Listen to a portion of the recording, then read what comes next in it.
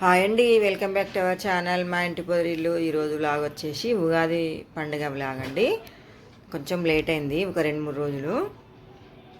పొద్దున ఊరికి పోయినా అనమాట. మా అమ్మ వాళ్ళ ఇంటికాడ ఊర్లో బోనాలు చేస్తారు. మోత్కూరు అనమాట మాది.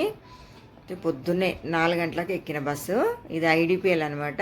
ఐడిపిఎల్ కాడ ఆగుతుంది. జయదిరిగుట్ట నుంచి స్టార్ట్ అవుతుంది తొర్రూరు బస్సు. అయితే మేము 4 గంటలకు పోయేటప్పటికే చాలామంది ఉన్నారు అక్కడ. ఇగో వీళ్ళందరూ తొర్రూరు మోత్కూరు పోయేటోళ్ళు అనమాట. మొత్తం అక్కడ ఫుల్ ఉంటుంది. ఇక బస్సు ఎక్కిన 4:30కి ఎక్కిన బస్సు. 4:30కి బస్సు ఎక్కితే పోయేటప్పటికి కొంచెం తొందరనే పోయిన అనమాట. 4 గంటలకు ఎక్కితేనే కొంచెం సీట్లు దొరికినాయి. ఇక 5 గంటలకు 6 గంటలకు ఎక్కితే నిలబడిపోవాల్సిందే. ఫ్రీ బస్సు కదా, జనాలు మస్తు మంది ఉన్నారనమాట. నేను పోయేటప్పటికి మా అమ్మ ఇక భక్ష్యాలు చేయడానికి గోధుమ పిండి విసుకుతుంది. శనగపప్పు మిక్సీ పట్టి పెట్టింది. మా అమ్మ పిండి విసుకుతుంటే మా బాపేమో మామిడికాయలు కట్ చేస్తుంది పచ్చడి వేయడానికి. మా అమ్మ పచ్చడి వేస్తుంది. మా అమ్మ పిండి విసికి పచ్చడి అవన్నీ రెడీ చేసేదాకా మా బాప మామిడికాయనే కట్ చేసుకుంటూ కూర్చుండు చిన్న ముక్కలుగా. ఇక పచ్చడి వేసింది. కొత్త చింతపండు వేసి ఇక పులుసు ఇట్లా తీసిన తర్వాత మామిడి ముక్కలు అలా కలిపి మా వేపప్పు తెంపుతుండు మా బాపు జర కొంచెం ఇట్లా వంటకాడ కొంచెం వెలుపు చేస్తాడనమాట. మా అమ్మకు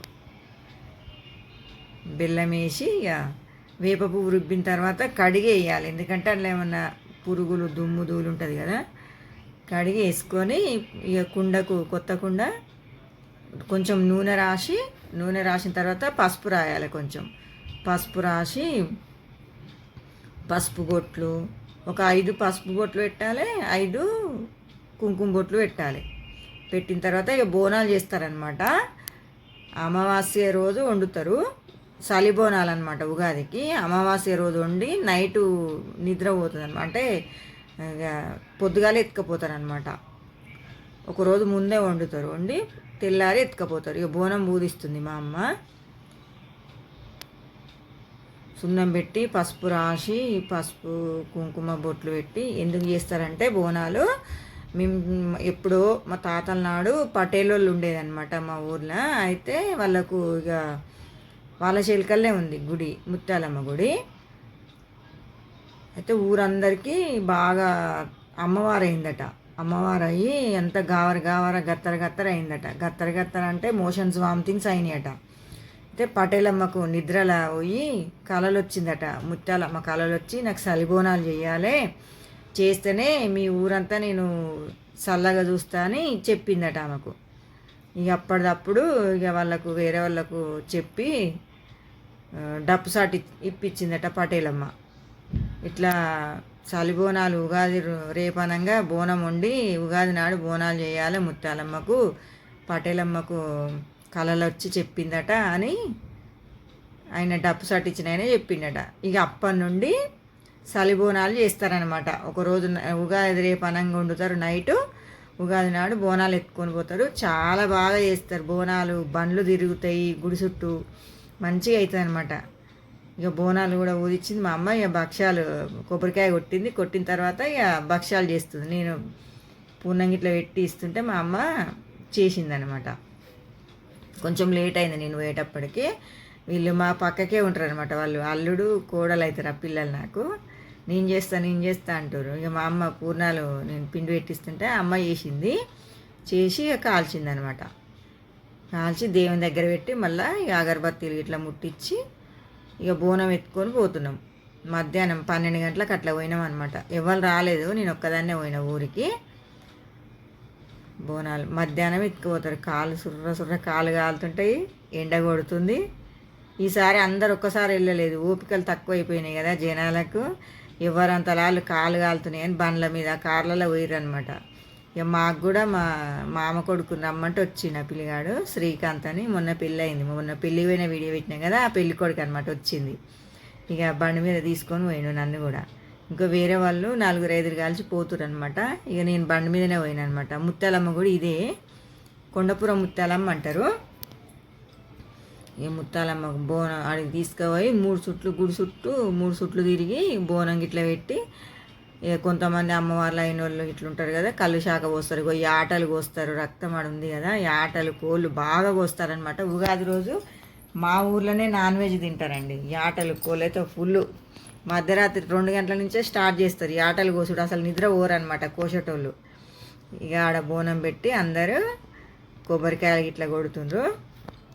ఇక మా అత్త కలిసిందనమాట, మా అత్తమ్మ అవుతుంది ఒక ఆమె. ఇక ఆమె నాకు తెలియకుండా ఇట్లా వేయాలరా అని చెప్తుందనమాట. నన్ను బండి మీద తీసుకొచ్చింది కదా అబ్బాయి వల్ల మా అమ్మ, ఆమె బోనం పెడుతుంది చూడండి, ఆమెనే. మా కొండపురం ముత్యాలమ్మ చల్లటి తల్లి అండి, చాలా మంచి దేవత. మేము చిన్నప్పటి నుంచి కూడా ఎప్పటి నుంచో చాలా రోజుల నుంచి చేస్తున్నాను అనమాట బోనాలు. మీ చిన్నప్పుడు కాదు, మా తాతలు చిన్నప్పటి నుంచి. ఇక బోనాలు పెట్టినాక అట్లా బండ్లు, ఎడ్ల బండ్లు, ట్రాక్టర్లు, కార్లు, బండ్లు తిరుగుతూ ఉంటాయి, గుడి చుట్టూ తిరుగుతాయి. తాత సోమయ్య తాత గుమ్మడికాయ కొడుతుండ అనమాట అమ్మవారి దగ్గర. గుమ్మడికాయ గిట్ట కొట్టిన తర్వాత ఇక మొక్కుకొని మళ్ళీ బయలుదేరినాం మేము.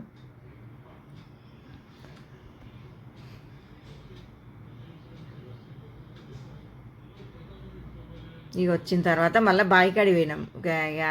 గౌన్లలో తాళ్ళు ఎక్కుతారని కొంచెం వీడియో తీసిన అనమాట నేను. ఇది వచ్చేసి మా తాత గోరి అది సమాధి అనమాట. నేను చిన్నప్పుడు, నేను 4 సంవత్సరాలు 5 సంవత్సరాలు ఉన్నప్పుడు చనిపోయింది మా తాత. గోరి సమాధి అన్నమాట, అది రోడ్కే ఉంటుంది. కొంచెం వీడియో తీద్దామనేసి తీసిన నేను. ఇక అమ్మ వాళ్ళు కూరగాయలు వేసిరనమాట, టమాటా, గోకరికాయ, పచ్చిమిర్చి, బుడుమకాయలు, దోసకాయలు, బీరకాయలు అన్నీ వేసిర్రు. ఇంటికాడ కొంచెం వేడిగా ఉంటుంది అనేసి, ఎండాకాలం కదా ఇంటికాడ ఉండాలనిపించదు అసలు. పోగానే బావి కాడికి పోతాం, ఊరికి ఆనుకొనే ఉంటుంది బావి. మా అమ్మ టమాటాలు దింపుతుంది.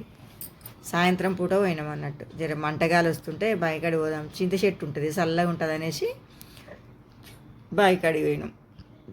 చాలా రోజులు అవుతుంది టమాటాలు కాయబట్టి, కొంచెం పరిగకాయలు అయినాయి అనమాట, ఎక్కువ వెళ్తలేవు. 10-15 కిలోలు అట్లా వెళ్తున్నాయి అంతే. అప్పుడైతే చాలా వెళ్ళేది. చిన్న కాయలు, రామూలకాయలు అంటారు, మేమైతే రామూలకాయలు అంటాము, మరి అందరు ఏమంటారో తెలియదు. అయితే చెట్టు నిండున్నాయి అనమాట. ఆ చెట్టు కాయలు తినొద్దన్నారట, కిడ్నీలో స్టోన్స్ వస్తాయి ఈ కాయలు పండ్లు తింటే అన్నారట. మా అమ్మ తెంపలేదు. అయితే ఇక నేను అన్నీ తెంపుకొని వచ్చిననమాట. ఇక గడ్డి ఇట్లా తీసిందనమాట, గడ్డి కలిసింది గోకర చెట్లల్లో. టమాటాలు తెంపింది. ఆ చింత చెట్టు కనిపిస్తుంది కదా, దాని కింద కూర్చుంటాం. టమాటాలు ఇంకా తెంపుతూనే ఉంది అమ్మ. మంచిగా చాలా వెళ్తాయి కూరగాయలు అయితే. ఇవన్నీ దొండ చెట్లు అనమాట. పందిర్లు వేస్తారు, మా బాపు పందిర్లు వేసి కాపిస్తాడు. ఒక 10-12 ఉన్నాయి అనమాట దొండ చెట్లు. అన్నిట్లకు పందిర్లు వేస్తారు, బాగా మంచిగా చాలా వెళ్తాయి దొండకాయలు కూడా. ఇవన్నీ పందిరేసి పైకి వారిస్తే ఈజీగా మనకు కనబడతాయి అనమాట తెంపడం. ఇది తాటి చెట్టు, ముంజకాయలు చూడండి ఎన్ని ఉన్నాయి, చెట్టు నిండు ఉన్నాయి. ఎవరైనా వస్తారేమో కొట్టిపిద్దాం అనుకుంటే ఎవ్వరు రాలేదు. ఇక తినలే ఈసారి ముంజకాయలు. చాలా చెట్టు నిండా కనిపిస్తున్నాయి కదా. ఇక మా బాపు తోటకూర గింజలు అలుకుతున్నాడు అనమాట. మెంతి కూర, గంగవాయల కూర, పాలకూర, సుక్కకూర, పుంటికూర అన్నీ అలుకుతాడు అనమాట.